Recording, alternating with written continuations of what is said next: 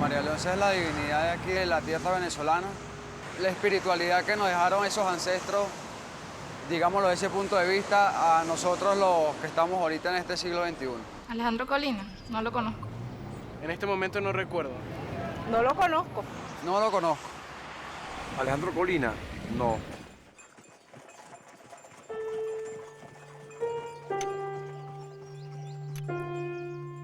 Corre el primer año del siglo XX, cuando nace Alejandro Colina. Venezuela vive tiempos difíciles. Tras el triunfo de la revolución restauradora de Cipriano Castro y Juan Vicente Gómez, se cierra un largo ciclo de guerras, revoluciones e insurgencias que se extiende durante casi un siglo, desde la Guerra de Independencia hasta la dictadura de cerca de 30 años del general Juan Vicente Gómez. Es esta la Venezuela que ve nacer a Alejandro Colina, y en la que habrá de crecer, crear y padecer hasta su adultez. Es un momento bien crítico, bien dramático del país nacional, ese principio de siglo, con 2 millones de habitantes, poco más o menos, y un territorio inmenso incomunicado, en una situación muy precaria para el país en general, donde precisamente quien rige los destinos del país en ese momento, de manera firme, pero ante una miseria generalizada, es precisamente el general Cipriano Castro. Fermina de Colina se llamaba la mamá de papá. Y mi abuelo Alejandro Torcuato Colina. Vivían en Altagracia. Altagracia, a pesar de que ellos eran de la clase media baja, podríamos decir, Altagracia era una de las parroquias donde habitaba la aristocracia caraqueña. Desde muy niño, el pequeño Alejandro da muestras de un natural talento para el arte. Y un día estaba de visita en la casa de los Colinas un vecino que le llamó la atención las figuritas, los muñequitos que el niño iba modelando en el patio de su casa y los tenía así en hilera. Y le dijo, ay, pero este muchacho tiene fibra de artista. Este merece que lo pongan a estudiar arte, que lo pongan a estudiar escultura. ¿Por qué no lo escriben en la Academia de Bellas Artes? Bueno, y así lo hicieron. Allí Colina asiste a la clase de dibujo y perspectiva, a cargo del pintor Antonio Herrera Toro, y de escultura con Cruz Álvarez García, su principal maestro. Lo curioso es que, bueno, que para esa edad tan temprana, ya Alejandro Colina tenía una decisión artística, de ser artista. En la medida en que crece, su afán por aprender es mayor. Es así que el joven Alejandro también toma clases privadas con los maestros escultores Ángel Cabré y Magriñá y Pedro Basalo. Asimismo, asiste como oyente a clases de anatomía en la Escuela de Medicina, dictadas por el eminente doctor Luis Racetti. Otra pasión de Colina es la mecánica, la cual estudia paralelamente a sus estudios de arte y se gradúa de técnico mecánico en la Escuela de Artes y Oficios, de la que inclusive llega a ser profesor y subdirector a pesar de su corta edad. En esos 2 años que hizo de la Escuela de Artes y Oficios, siendo un adolescente, pues él aprendió mecánica. Y él vivió más de la mecánica que del arte. El oficio de mecánico me ha sido muy útil, profesión que aconsejo al escultor novel, pues esta solidifica el concepto de la plástica y por otra parte independiza en el orden económico. La mecánica es el oficio hermano de la escultura, es el que mejor le corresponde. De no haber tenido esa profesión, me hubiese malogrado la pequeñez humana. A temprana edad, Colina egresa de la Academia de Artes Plásticas. Su trabajo final es una escultura inspirada en la teoría evolucionista de Charles Darwin, el Anthropopithecus erectus, a la que Colina titula El nacer de la idea o quién soy, y representaba la primera idea que tuvo el hombre sobre sí mismo. Un atrevimiento, pues, enfrentar una sociedad discriminatoria y completamente dogmática con respecto al origen del hombre. De inmediato Colina produce otra obra polémica, Indodolencia, hoy desaparecida. La figura central es una mujer indígena desnuda en estado de gravidez. Era también otro atrevimiento. En Estados Unidos todavía cazaban indios en 1930 y aquí en Venezuela hasta la década del 50 cazaban los indios en Apure por diversión. Su siguiente trabajo se titula Busto psicológico. El joven artista vislumbra los laberintos de la mente. Después de culminar sus estudios de arte y mecánica, Colina ingresa a trabajar en la oficina de Alejandro Chatain, el más importante arquitecto de esa época, en donde aprende nociones de arquitectura y construcción. Los arquitectos de la época necesitaban esa parte decorativa, ¿no? De molduras, ciertas cosas en la arquitectura, pero que en el caso de Alejandro Colina, la experiencia del cemento, ¿no? Fue definitiva, ¿no? De los vaciados y todo eso. Y eso no lo aprendió en la escuela, lo aprendió en la práctica, ¿no? En esta asociación como ayudante, como asistente del arquitecto Chatain. Pero no quiere ser artista de encargos y comienza a trabajar en el ferrocarril inglés que hace el trayecto de Caracas a La Guaira. Allí se desempeña en el taller de mantenimiento como remachador de vagones, tornero y se especializa en máquinas de vapor. Una vez trabajando en el torno, dándole vuelta aquí, porque una de las cosas que hacía era tornearle las ruedas al ferrocarril. Pues. Él dice que aquí hay monotonía de aquella cosa tan repetitiva. Dijo, bueno, ¿y yo voy a pasar toda la vida haciendo esto? No, esto no es para mí. Y ese mismo día renunció. Y fue cuando decidió entonces buscar en la Marina, pues. Durante años, Colina viaja a las regiones más apartadas de nuestra geografía, el Caribe, México y Brasil.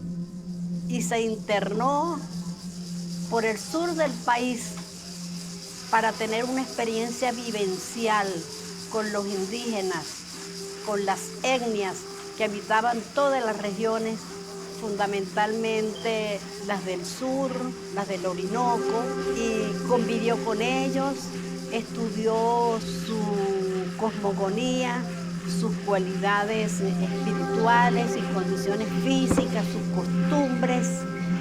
Se impregnó de todo el conocimiento de esto y eso más tarde lo plasmó en su obra. Los marinos aprendemos muchas cosas. Fue un camino donde llegué a permanecer durante muchos años, navegando en diversos barcos y nunca abandoné la escultura. Cuando fueron a montar la planta hidroeléctrica en Aiguatá, a él lo llamaron no a montar la planta propiamente, por eso venían los técnicos de la compañía. Pero habían ciertas cosas que sí había que hacerlas aquí. Una de ellas fue montar toda la tubería que traía el agua de la montaña hasta la planta. Ahí fue, y creo que fue el primer teleférico que se montó en Venezuela, lo hizo él ahí, con la finalidad de llevar los tubos montaña arriba. Haciendo eso, conoció a mamá. En lo que la vio, se quedó prendado. Pues. Entonces lo sacaron de ahí y lo mandaron a dragar el Catatumbo. El Catatumbo había tenido problemas y no hallaban cómo hacer. Estaba aquí congestionado, colapsado el Catatumbo. Pues se fue inmediatamente, pero ya estaba enamorado y ya ha hablado y todo con mi abuelo y todo. Entonces se casa por poder, se la montan en el barco ese Maracaibo y la mandan allá, papá haciendo su dragado en el Catatumbo y ahí viviendo en el Palafito. Y de casualidad no nací en el Palafito porque a última hora fue que me llevaron a la ciudad de Maracaibo para que naciera allá. En 1930 regresa a Caracas lleno de entusiasmo por el tema indígena. Alejandro Colina ha vuelto a Caracas después de haber recorrido los lugares más apartados de la República en solicitud de objetos indígenas a cuyo estudio se ha consagrado. En una conferencia que da en la casa natal del Libertador, Colina da a conocer su proyecto del monumento a Bolívar en el Ávila, el cual concibió durante su permanencia en La Guajira. Bolívar aparecerá en la estatua cubierto solamente por el manto de iris y ofrendando la espada al Todopoderoso. También colabora con la revista Nosotras, como diagramador, ilustrador y articulista. y realiza La Edad de la Arcilla, una obra hoy perdida de la que su maestro, el escultor Cruz Álvarez García, llega a decir: el barro, como materia prima de la escultura, dócil a la mano de Colina, fue recobrando línea, movimiento y alma, la que su propio autor le transmite. Él empezaba a hacer su dibujo, entonces empezaba a dibujar, dentro del dibujo, a hacer la forma en que iba a ser la estructura metálica para la base. Esa se cubría con tela metálica. Arriba de la tela metálica venía la arcilla con una especie de paja que se mezclaba para que tuviera más consistencia. Todo eso se cubría y entonces empezaba él a modelar. En 1931, Colina realiza pinturas y relieves inspirados en mitos y costumbres de los indígenas venezolanos para la mansión Bulton, obras que desaparecieron junto con la edificación. Cuando él estaba muy joven, se puso de moda entre la burguesía caraqueña. Y entonces él se hizo un acto de contrición, un acto de conciencia. O me quedo en Caracas siendo bufón de la sociedad, o hago una obra como yo quiero, una obra nacionalista. Ese mismo año, a orillas del lago de Valencia, se hace un importante hallazgo de piezas precolombinas. El doctor Rafael Requena González, secretario del general Gómez y arqueólogo aficionado, clasifica y exhibe las piezas en Maracay. Colina se entusiasma con el hallazgo e incorpora elementos inspirados en estas piezas a un proyecto que lo apasiona, el Parque Aborigen, concebido en su estadía con los indígenas del sur de Venezuela. Se traslada a Maracay y presenta su proyecto al general Gómez, logrando su aprobación. En sus estudios de preparación para acometer esta gran obra, recorre el lago y las riberas donde se realizaran los hallazgos. Colina se entrega con pasión a su nueva creación. Mamá me dice que ya no dormía en la casa, sino en la plaza, día y noche ahí metido. Y están ahí hasta que la termina, pues.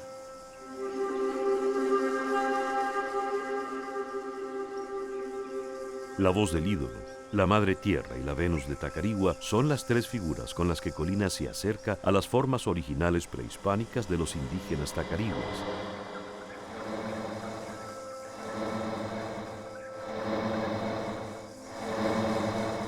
La voz del ídolo representa un piache que sujeta una imagen a través de la cual escucha los dictados del oráculo.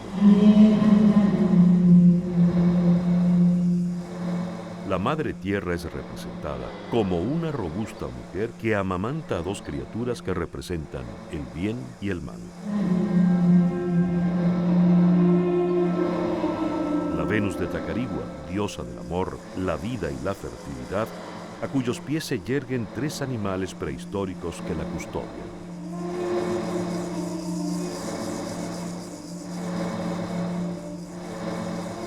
La fuente monumental simboliza al propio lago, rodeada de esculturas que representan peces y es sostenida por los dioses del agua. Para iluminar la plaza, Colina construye 12 grandes faroles de cobre y vidrio plomado soportados por esfinges.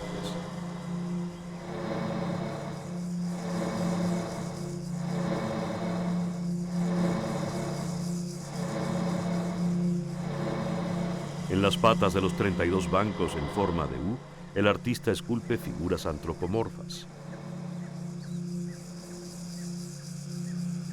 El calendario circular de los Tacarigua, cuyas figuras e inscripciones, inspiradas en los petroglifos estudiados por Colina en sus viajes y convivencias con los indígenas, son en realidad cartas celestes en las que el artista refleja tesis astronómicas de su visión indigenista.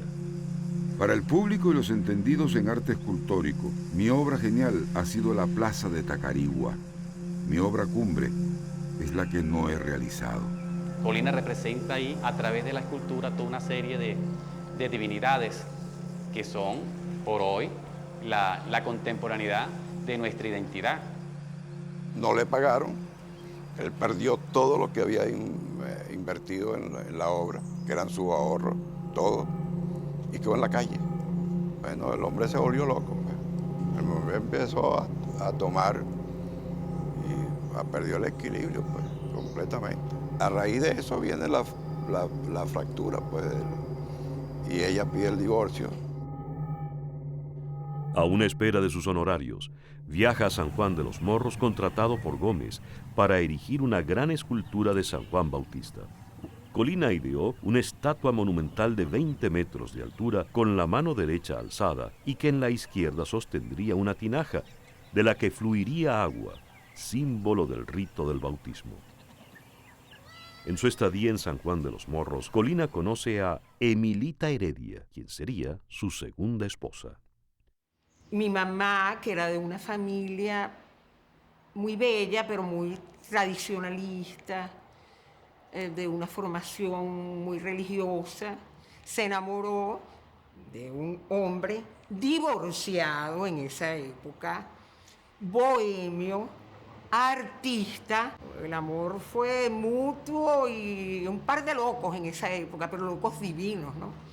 Pero ante los reparos que hace al proyecto el general Gómez, el artista abandona la obra, la cual es modificada y terminada por el escultor Renzo Bianchi.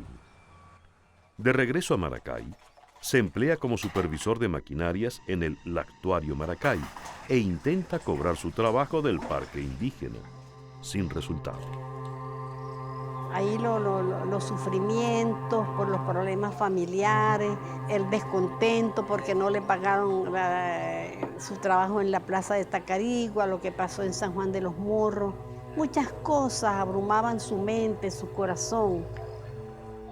En diciembre de 1935, muere el general Gómez. El pueblo, reprimido durante largos años, se desborda en las calles y hay saqueos. Colina estaba en una pulpería, estaba subido de palos, empieza a arengar a la multitud y lo trasladaron preso al castillo de Puerto Cabello.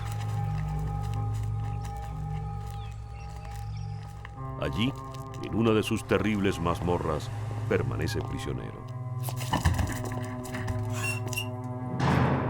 ¿Qué había dicho Colina? Nadie lo recordaba exactamente. Habló de Dios y del Libertador.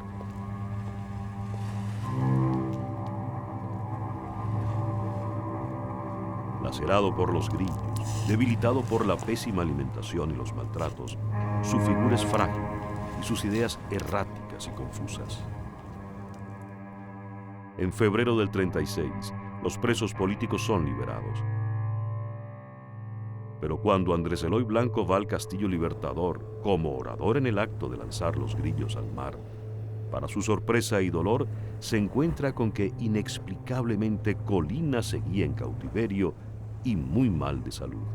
El poeta hace gestiones ante el presidente López Contreras para que el artista sea trasladado a Caracas, donde será tratado. En marzo de 1936, Alejandro Colina ingresa en el psiquiátrico. La enfermedad mental que tuvo no fue tan agresiva porque se mantenía muy bien, razonaba bien, muy buena memoria, sabía lo que estaba haciendo. En ese tiempo, el hospital es dirigido por el doctor Pedro González Rincones, quien promueve nuevos tratamientos, incorporando actividades como el deporte, la música y la laborterapia. A Colina le acondicionan un taller donde vuelve a su trabajo y da clases de dibujo y pintura a otros internos que le sirven de ayudantes. A finales del año 36, Colina, terminado ya su tratamiento, se casa en segundas nupcias con Emilia Heredia, a quien conociera durante su estadía en San Juan de los Morros. El artista se sobrepone a las duras experiencias que le tocara vivir. En 1937, Colina sigue trabajando en su taller del psiquiátrico. Hace 12 cabezas que representan distintas enfermedades mentales y usa como modelos a sus propios compañeros del hospital, a través de los cuales el artista se asoma a los abismos del alma humana. Ahí notamos, por ejemplo, en esas cabezas de esas personas enfermas, cómo las representa con una psicología donde podemos apreciar verdaderamente la enfermedad desde el punto de vista mental. Pero Colina en ningún momento podía estar afectado dentro de ese mundo. Al contrario, indaga dentro de ese mundo. Sobre una de las paredes del hospital, Colina pinta su único mural, al que tituló El arte y ciencia de la psiquiatría o el carnaval de la vida. La obra, al parecer por la calidad de los materiales y factores ambientales, se deteriora. Años después, el artista hace una reproducción en un lienzo. La ciencia psiquiátrica lograría devolver a sus pacientes su máscara, la máscara que la enfermedad les ha quitado, para que así puedan seguir viviendo entre los humanos que se llaman normales, haciendo así creer que los seres normales no serían sino sujetos que saben llevar bien el antifaz. También hace un busto del general Francisco de Miranda, una maqueta de la Negra Hipólita y dos obras de tema indígena. La consagración del penacho, ritual del piache que con sus brazos en X, portando las múcuras de la ofrenda, componen gráficamente la constelación de la Cruz del Sur. Los hijos del cacique. El infante monta sobre el lomo del animal a la joven hembra, empenachada con el adorno emblema de la autoridad del cacique. Aquí asoman elementos que anuncian la imagen de María Lionza. En el año 40, Colina y su familia se establecen en Valencia, donde el artista trabaja en la reconstrucción de la catedral. Tras su difícil tránsito por la cárcel y el sanatorio, Colina llega a este espacio creado para el sosiego del alma, el templo. Le agregó una cúpula y le hizo le llenó de columnas. En el solar de la casa iban a hacer los vitrales. Me acuerdo del plomo derretido para hacer los vitrales. En Valencia, Colina esculpe una de sus grandes imágenes indigenistas, el cacique Guacamayo. Según la leyenda, las aves seguían a este noble cacique, quien lucha hasta su muerte por su pueblo y por sus tierras.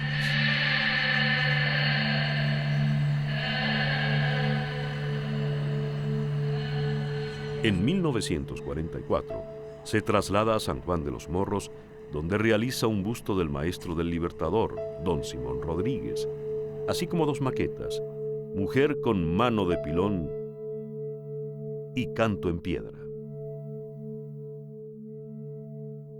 Ese mismo año, en un relieve que realiza en la sede del Banco Agrícola y Pecuario, Colina representa diversas actividades productivas y proyecta las realidades y anhelos de desarrollo de la Venezuela que se acerca a la mitad del siglo XX. La gesta de resistencia indígena se expresa de nuevo en la obra de Colina en dos maquetas, una del cacique Yare, quien venga al cacique Tamanaco dando muerte a sus asesinos. La otra de la princesa Tibisay, quien tras la muerte de su amado Murachí, a manos de los españoles, vaga desolada por los páramos.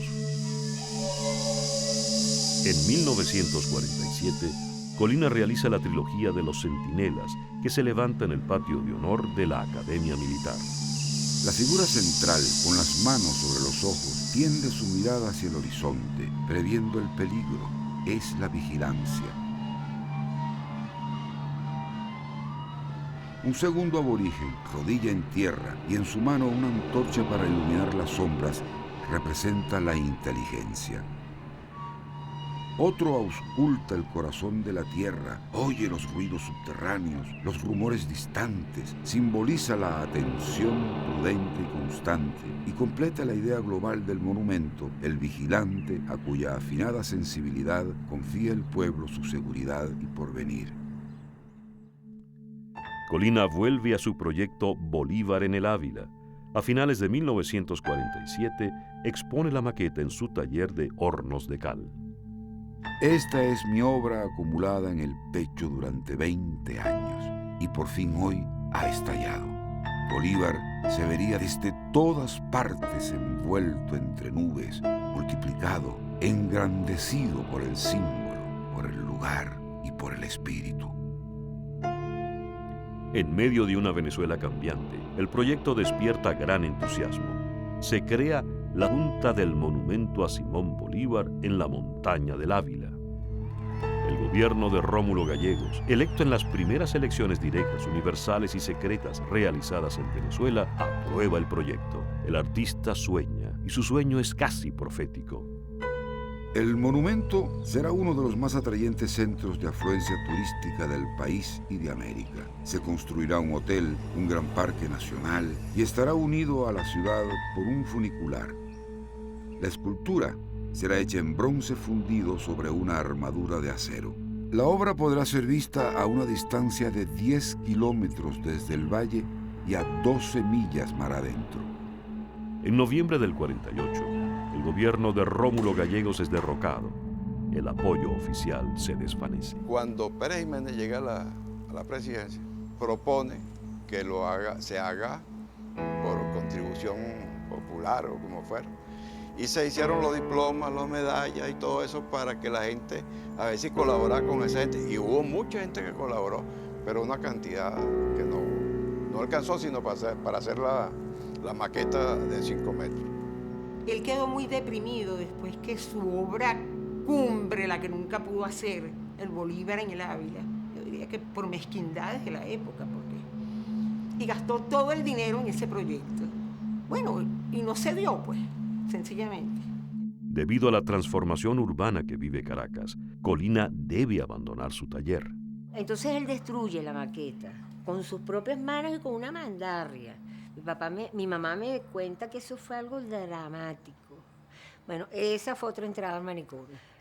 Pero el país cambiaba y se estaba convirtiendo, si uno quiere, hasta en una suerte de potencia latinoamericana. Y ese es el momento en que justamente Colina puede realizar su obra porque de alguna manera hay una sintonía con ese crecimiento. Y Colina entra a hacer un arte público además, porque lo de Colina no es para galería, lo de Colina no es para el salón, lo de Colina es para la calle. Y para la calle es lo heroico, para la calle es lo emblemático, si se quiere. Entretanto, hace una maqueta, una suerte de declaración ética del artista, Jesús expulsando a los mercaderes del templo. Esta es una obra para ser colocada en la entrada de una casa de gobierno. Ese mismo año, el pueblo de Michelena encarga a Colina un busto de su fundador, el presbítero José Amando Pérez. Por encargo del gobierno regional de Aragua, Colina realiza un busto de la Negra Matea como homenaje a las madres venezolanas. En 1951, con motivo de la realización de los terceros Juegos Bolivarianos en Caracas, Colina realiza su obra más emblemática, una imagen singular, única, María Lionza. La obra, concebida como pebetero del fuego olímpico, estuvo ubicada junto al puente que conduce a los estadios donde se realizaron los Juegos. En 1964, Colina hace modificaciones a la danta y cambia la vasija donde flambeara el fuego olímpico por el hueso sacro, símbolo de la fecundidad, el amor y la feminidad. Ese año, la obra es trasladada a su ubicación actual. Para mí, María Lionza es amor materno, abnegación, vigor y sacrificio, aunque sea un mito, porque no hay religión que no sea mítica. La perfección consiste en una especie de contemplación que une el alma misteriosamente con Dios. A lo largo de los años 50 y 60, Colina trabaja con pasión y profundiza en su labor de crear una iconografía de nuestros grandes héroes indígenas, como Tiuna.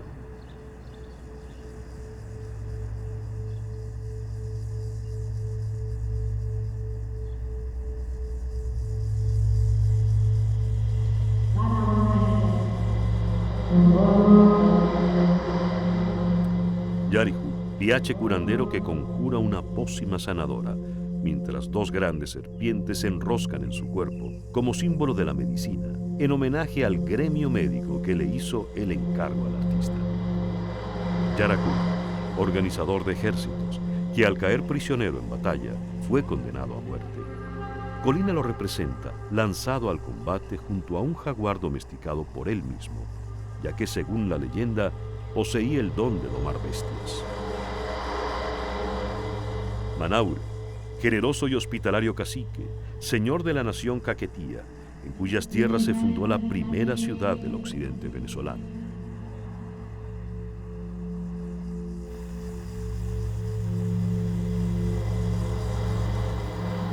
Caricuao, consejero de Guaycaipuro. La estatua representa al Piache conjurando los males de su pueblo. Estos males se encuentran simbolizados por dos serpientes, la envidia y el odio. Y el cacique Chacao, valeroso guerrero, a quien los españoles llamaron el Hércules americano. También en estos años realiza obras como El Tinajero, un homenaje a la unión de las razas y a su mestizaje.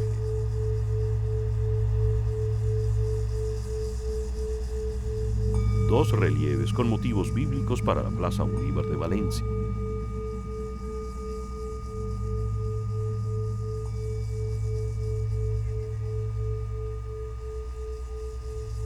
Y maquetas de obras que nunca llegaron a realizarse, como el Agro.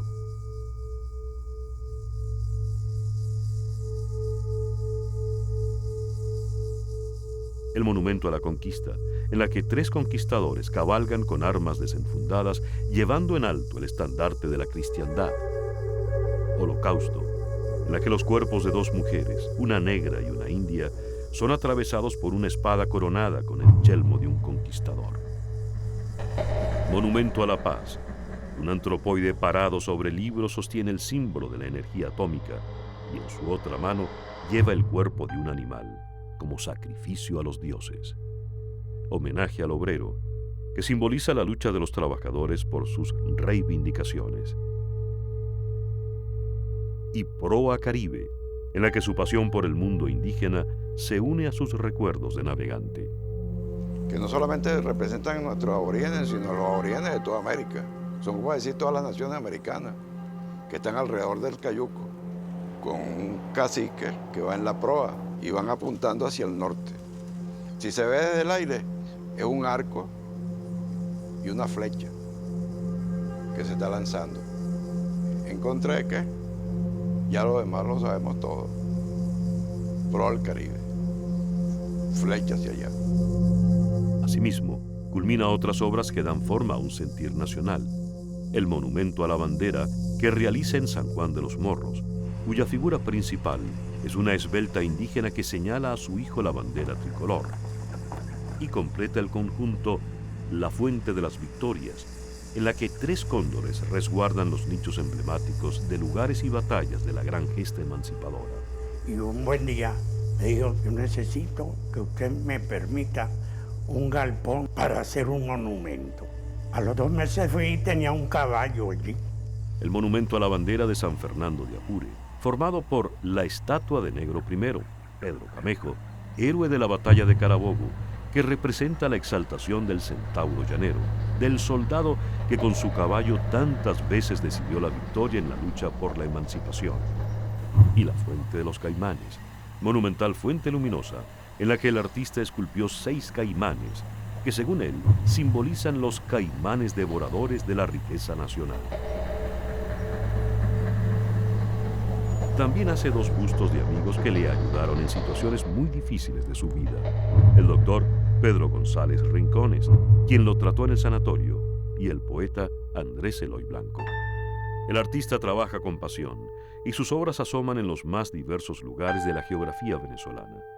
Colina realiza imágenes que identifican a un país que aún busca su verdadero rostro, imágenes que convocan al culto y a la fe, imágenes de las que se apropia el pueblo mucho más allá de cualquier intención del artista.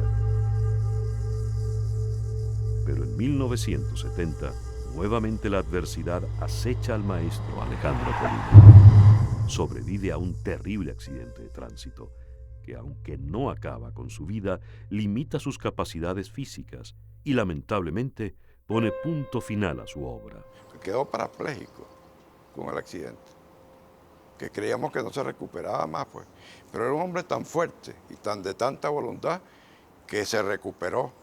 Él mismo hizo un esfuerzo, pudo caminar, pudo hacer cosas él mismo, pero más nunca pudo trabajar.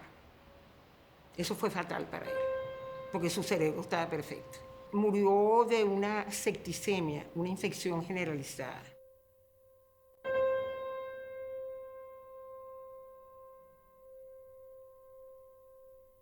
Él no trató de crear una escuela de arte.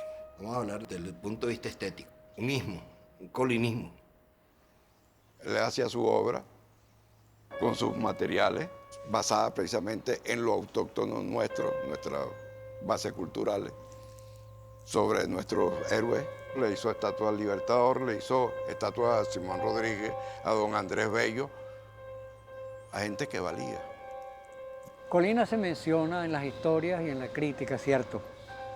Lo que no está es situado. Pero la valoración de la obra de Colina como análisis plástico o como proposición artística o como aporte de alguna u otra forma a la historia del arte en Venezuela, eso no se ha escrito. Eso es lo que no está en las historias. A Colina todavía no se le entiende. Y cuando se ve una obra de Colina, todavía el público, más preparado, más estudiado, se identifica menos con la obra, mientras que el pueblo se identifica más con la obra de Colina. De manera que su decisión artística lo lleva en cierta forma a un aislamiento con respecto a lo que iba a ser el nuevo mundo del artista del siglo XX, que era un mundo que iba a estar marcado por el mercado artístico. Él decía lo siguiente: por lo menos me da la satisfacción cuando alguien pasa por una plaza y en vez de andar viendo hacia abajo, voltea hacia arriba a ver ese mamotreto que tiene ahí. Aquel indio fornido, aquella mujer tan buenota como es María Liosa. Ese pesimismo, esa depresión, esa minusvalía, en algo varía. Y eso quizás fue lo que él quiso hacer, quitarnos las minusvalías de nuestros valores. Es evidente que en Colina hay como un propósito de valorar el sacrificio o el combate o el valor de aquellos guerreros. Yo pienso que mi papá tenía un gran amor por Venezuela, pero un gran amor por la patria. La vida y obra de Alejandro Colina son una suma de tenacidad y pasión creadora. Su legado está presente no solo en nuestras plazas y avenidas, sino en lo más profundo de nuestro ser nacional. Venezuela y los venezolanos tenemos una eterna deuda con este gran artista que remontó las miserias y horrores del despotismo y la arbitrariedad y aún sus propios fantasmas para darnos una obra en la cual podemos reconocernos como nación. Mis esculturas tienen todo un sentido educativo, pedagógico, y es grato saber que existen prodigando una lección de algo. Existen. Eso es suficiente para el artista. Están en alguna parte como seres humanos. Fueron mías y ahora pertenecen al mundo.